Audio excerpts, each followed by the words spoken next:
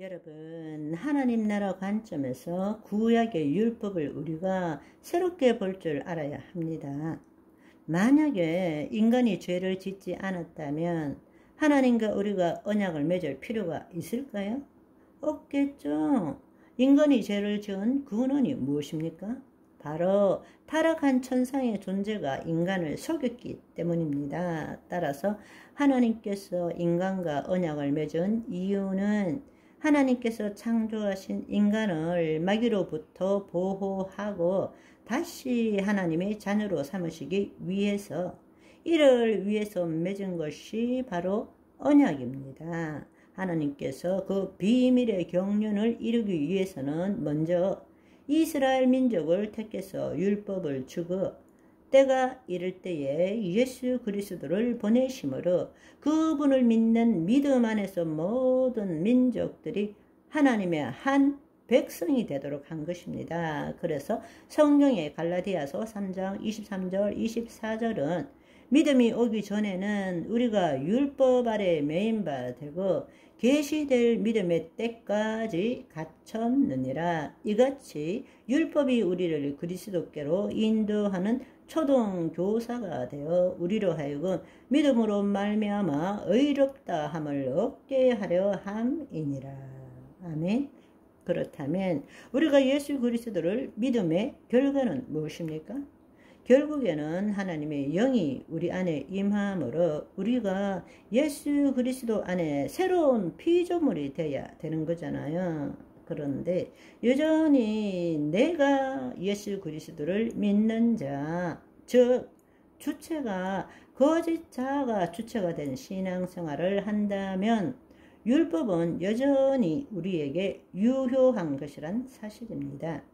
율법은 이스라엘 민족에게만 준 것이 아니라 다르게 하나님 나라의 관점에서 볼 때는 하나님의 영이 없는 자, 하나님의 영의 인도함을 받지 못하는 자들에게 준 것이기 때문입니다. 우리가 예수 그리스도를 믿지만 여전히 거짓 자가 주체인 신앙생활을 한다면 율법은 여전히 유효하고 우리에게 영향을 미치게 된다는 사실을 알아야 한다는 것입니다. 율법은 제사법, 시민법, 그리고 도덕법을 포함하고 있습니다. 이 세 가지 법은 유기적으로 서로 연결되어 있습니다. 주로 레위기는 제사법에 대해서, 신명기는 도덕법에 대해서, 우리가 흔히들 율법을 모형과 그림자라고 말할 때는 제사법, 의식법에 대한 것입니다. 유월절 어린 양, 제물, 제사법 등은 예수 그리스도의 죽으심과 부활하심을 뚜렷이 보여주는 것이죠. 또 성막, 그것은 그리스도의 구속사역과 더불어서 성도들의 영적 삶에 대해서 알려주는 것입니다.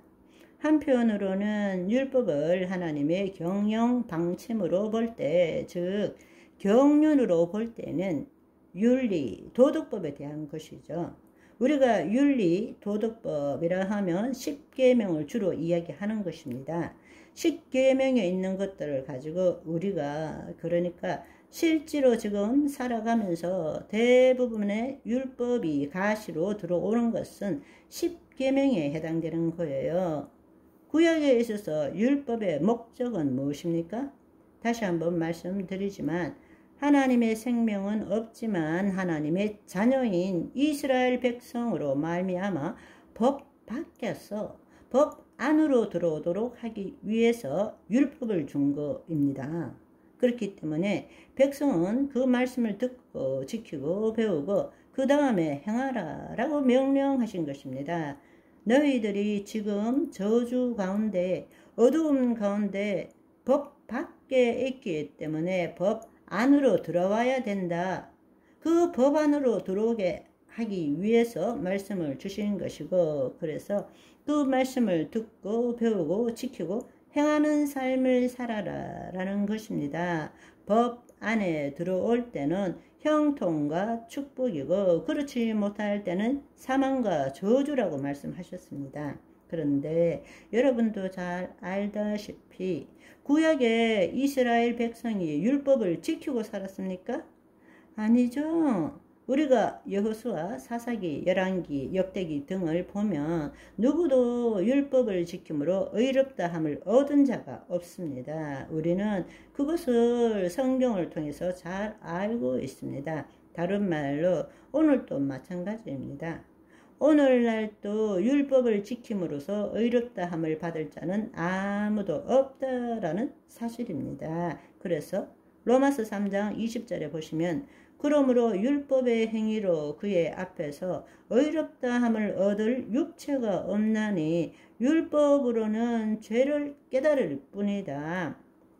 야고보서 2장 10절의 말씀을 보시면 누구든지 온 율법을 지키더라도 그 하나를 범하면 모두 범한 것과 같이 된다는 사실입니다. 따라서 율법으로 의롭다함을 얻을 자는 아무도 없다라는 것입니다.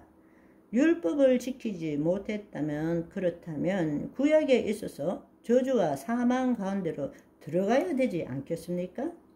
그러나 하나님께서는 그렇게 하시지 않았죠. 그 자녀들이 죄를 계속적으로 지음에도 불구하고 하나님은 계속 은혜를 베푸셨습니다. 그것이 바로 언약이라는 것은 하나님의 은혜의 결과이지 심판을 목적으로 한 것이 아니기 때문입니다. 그래서 의식법, 제사법을 주신 것입니다. 그 제사를 통해서 우리의 죄를 어텀먼트, 죄를 덮어주신 거죠. 그래서 1년에 한 번씩 제사를 지내게 되는 것입니다. 그렇지만 하나님께서 은혜를 베풀어 주셨지만 때가 이르기 전까지 우리가 그 죄의식에서 벗어날 수는 없는 것입니다.